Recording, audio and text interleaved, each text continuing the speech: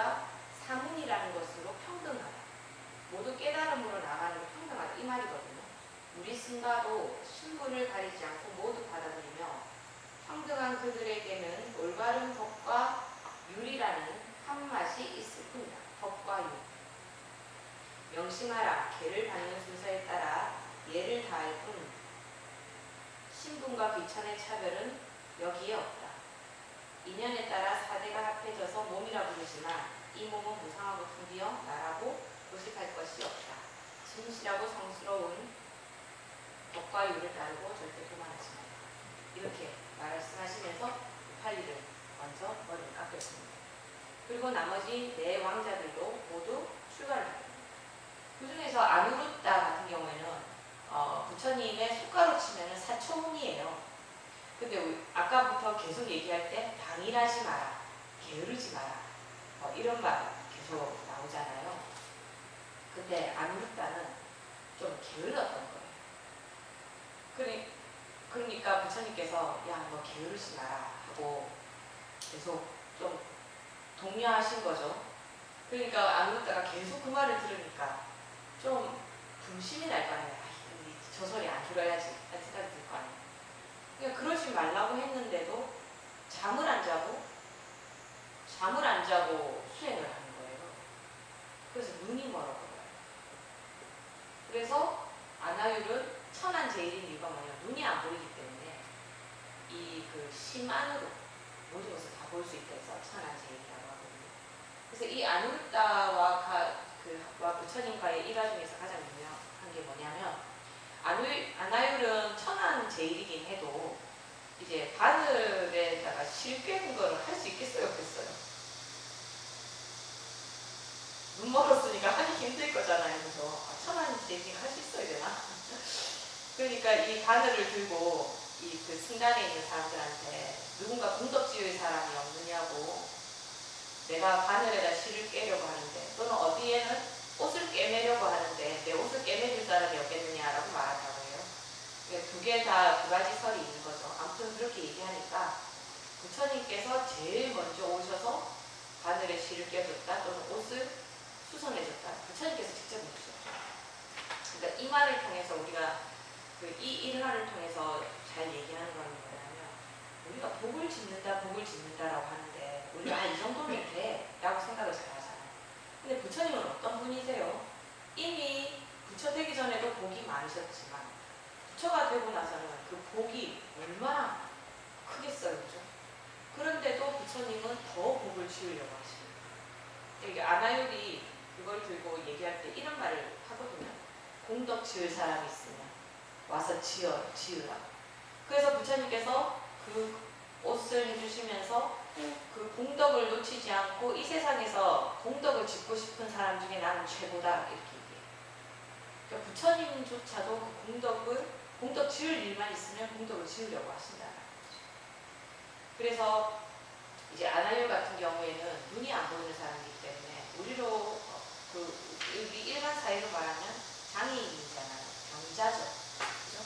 그래서 부처님께서 말씀하시기를 모든 공덕 중에 병자를 잘 돌보는 사람, 병자를 돌보는 것만큼 큰 공덕이 없다. 이런 말씀을 하시거든요.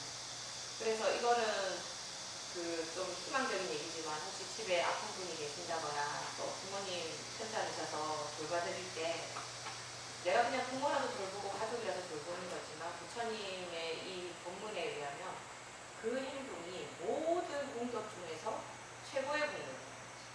거기에 부모님이나 이렇게 아픈 사람을 돌보면서 만약에 그 불법을 전하기라도 할 수 있다.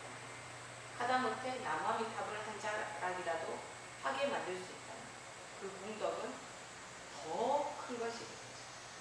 그래서 결론적으로 부처님은 자기 식구들 중에서도 똑똑한 사람들, 자기를 알아보고 깨닫고 사는 사람들은 그 카필라부를 갔을 때 아버지는 보내고 나서 그러지 않았겠어요.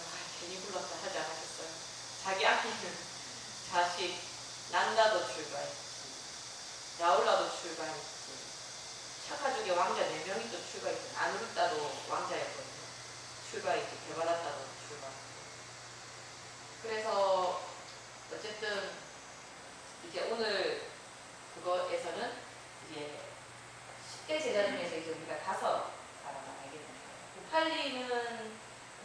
지위는 낮았지만 지계제일이라는 것은 그 스님들한테 율하고 계를 설해주는데 최고였다고 그래요. 그래서 뭐 그 지위는 그 계급은 낮았지만은 자기 스스로도 그러니까 율을 잘 말하기만 한 게 아니고 지키는데도 제일이었다. 그래서 지계 제일이라고 하는 거죠. 그래서 이쯤에서 부처님의 그 명호 10대 명호 중에서 우리 뭐뭐 했어요? 열애했고 음공했고 전변지까지 했다 그죠? 그 다음이 영인족이에요.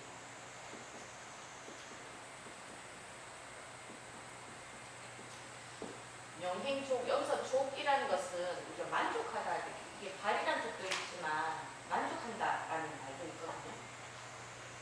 만족한다. 그래서 명과 행을 만족했다 이렇게 얘기해요. 그렇다면 이 명은 무엇이고 행은 무엇인가? 라고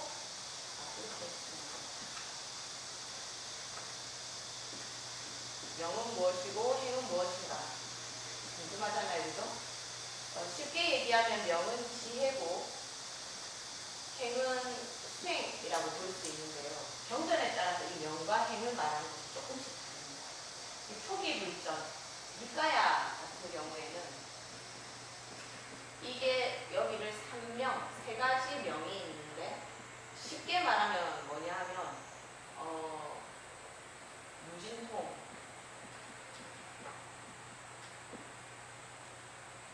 숙명통, 그리고 천안통, 무진통, 이 3가지 이렇게 되면 번뇌가 아예 없어지는 거잖아요, 그죠? 그러니까 요 3가지를 생명이라 한다 하고 수행은 4선, 4가지 선 있잖아요. 1선, 2선, 초선, 2선, 3선, 4선 했었죠, 그죠?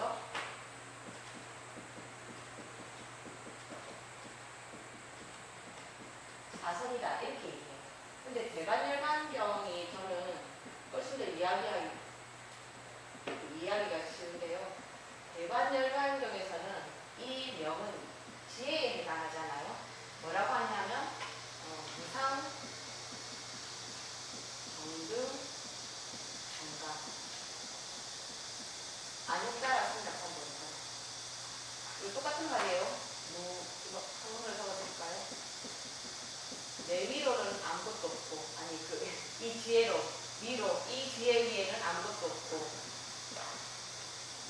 상정중 똑같은 것도 없고, 없는 다른 깨달음 이란 뜻이죠. 이걸 안욕따라 한 뜻이야. 안욕 따라 삼약 이렇게 얘기하죠. 그리고 행으로는 우리가 배운 적 있는지 모르겠는데요. 삼학 들어보셨어요? 아니 삼학도 말고 삼진치는 삼학이 아니고 삼독. 삼학은 들어보긴 하셨을 거예요. 개정해. 개와 선정과 지혜. 이것이 삼학이다. 자, 그럼 저기 3으로 되어 있는 거 한번 정리할까요? 삼독은 탐진치. 그리고 또 아까 삼 뭐라고 했죠? 삼독? 삼복. 삼복. 아, 삼학도. 삼독. 삼학도는 지옥, 악이, 축생. 이게 사학도가 되려면 아수라가 들어가는 거죠. 그리고 삼학. 3가지 우리가 배워야 할 것은 개와 정과 해다. 그래서 이 행을 개정해라고 보는 거예요. 대반열반경에서는 그렇고요. 니까야에서는 이렇게 말한다. 구분해서. 근데 쉽게 생각하려고 하면 명은 밝은 거잖아요. 그러니까 지혜고 행은 우리가 움직이는 거잖아요. 그러면 우리가 모개 같은 저런 개 있잖아요. 그러니까 사실은 개를 지킨다는 것은 이것은 착한 일을 한다 이 말이에요. 착한 일 한다. 착한 일이다 이렇게 생각하면 돼요. 개라는 것은. 그리고 정이라는 것은 뭐냐면 들뜨지 않고 항상 조용하게 있는다. 이게 마음을 가라앉힌다. 또는 뭐 이런 선교로 생각해도 되겠죠. 그죠? 그리고 해라는 것은 지혜를 이야기합니다. 그리고 보통 이런 걸 얘기할 때 개는 그릇이고 정은 그 물이 고요해져야 달이 떠도 달이 잘 비추잖아요. 그래서 개는 그릇, 정은 물, 그리고 그 위에 뜬 그림자는 해다. 이렇게 잘 이야기해요. 그래서 개정의 삼학이다. 이렇게 얘기하거든요. 아, 오늘 갑자기 별이가 너무 많아졌는데 중도도 하고 공도 하고 해야 되는데. 알겠죠? 그러니까 다시 한 번 더 볼까요? 삼독. 이게 나한테 복이 되는 거예요. 복이 되는 것은 욕심, 화내는 거, 그리고 어리석는 거. 그리고 악독. 나쁜 거잖아요. 사람은 좋은 데 들어가는데 사람은 안 들어가거든요. 상으로 치면 지옥, 아비, 축생. 그리고 삼학은 계절.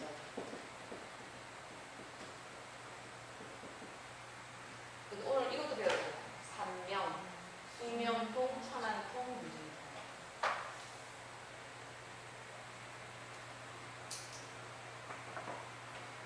오늘 삼삼하네요. 7, 8.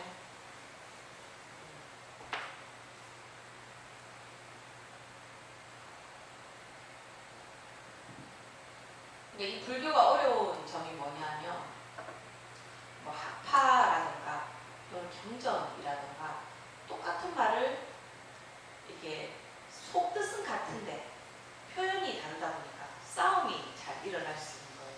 아까 말했던 것처럼 아누르타 그 옷 이야기도 니까야나 이런 데는 보면 어디에는 바늘에 실을 꿰달라고 하는데 또 어떤 경전에서는 옷이 해져서 기르는 걸로 얘기한단 말이에요.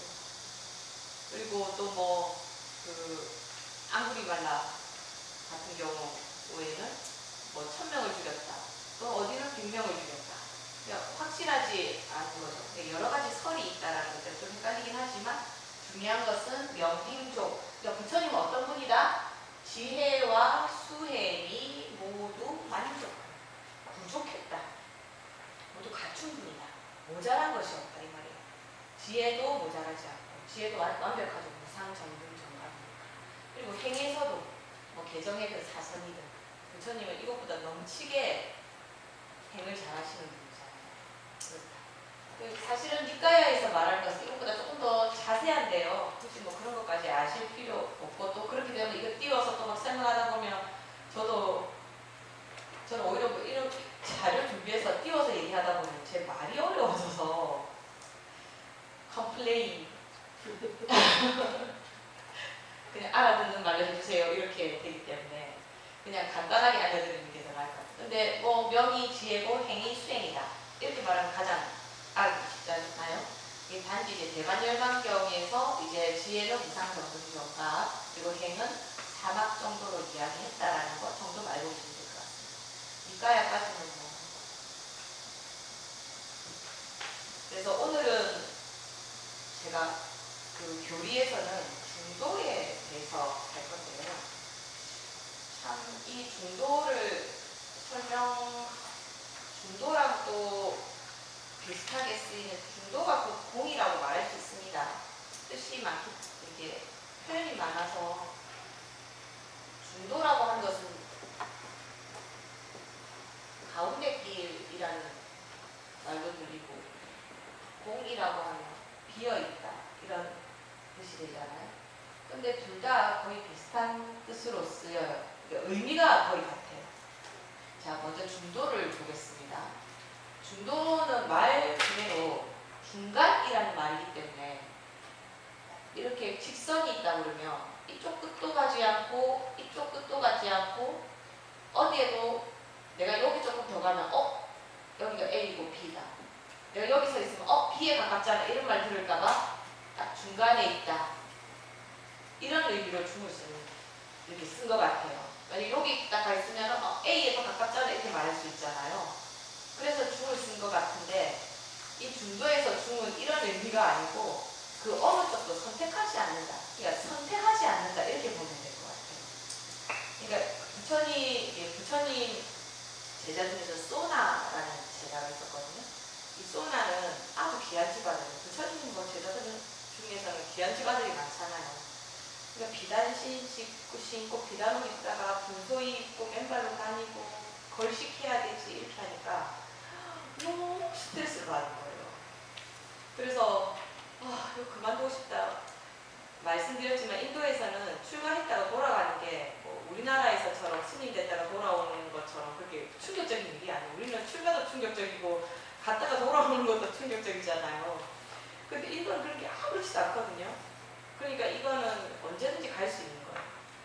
집으로 돌아갈 수 있는 거예요. 소나가 진짜 부처님 따라 열심히 하다가 좀 지친 거예요. 스트레스 많이 받고. 그 부처님한테 그래요.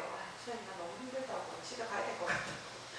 그러니까 부처님 그래서 앉혀가지고 소나한테 이제 그 현악기인데 뭐 여기 거문고라고 하기도 하고 아무튼 현악기를 이제 기타나 현악기 쳐보신 분들은 알지만은 조율이라는 걸 하잖아요. 줄이 너무 팽팽하게 당겨지면 연주하다가 끊어질 수 있고 너무 느슨하면 소리가 제대로 나지 않잖아요. 그럼 줄은 팽팽하지도 않고 느슨하지도 않은 그 어느 적당한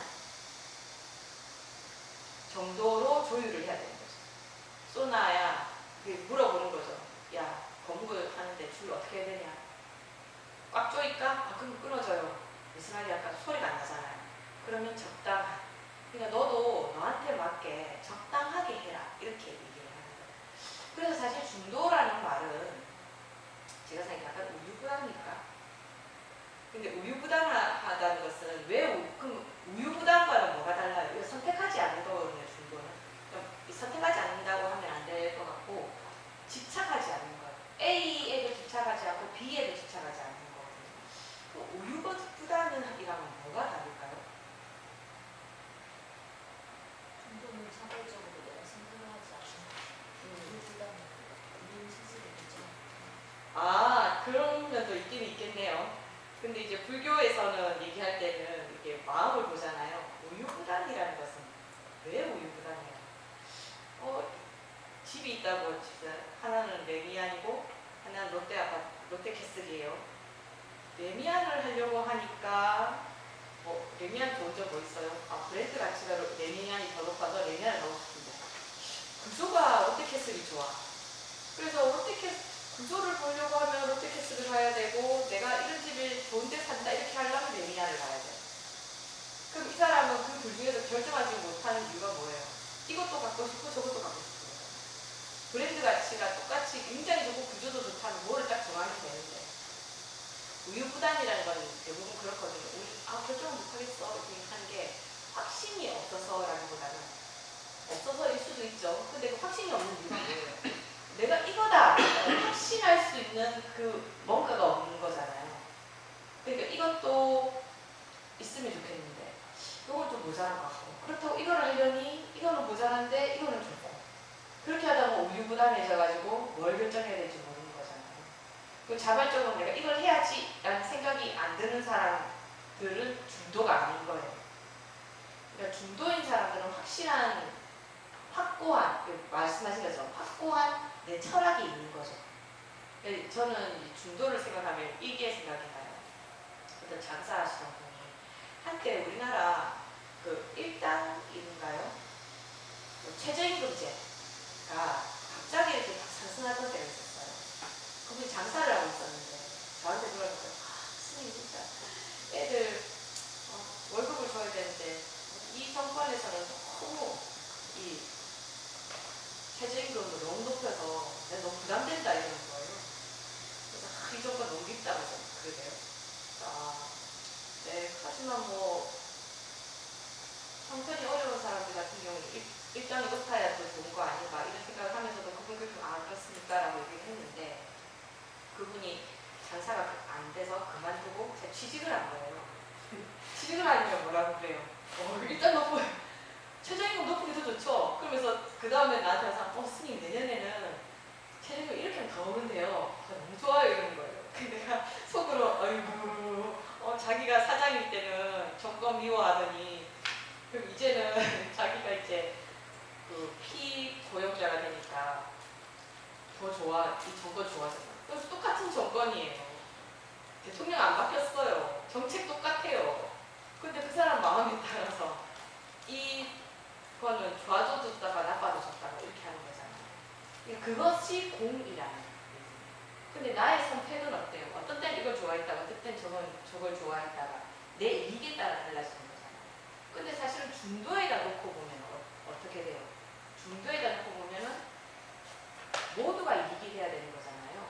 그러니까 내가 사장이 아니고 일반적인 사회적 현상으로 봤을 때는 그래도 일하는 사람들의 복지를 조금 더 챙겨주게 되면 그러면 소비가 더 일어나잖아요.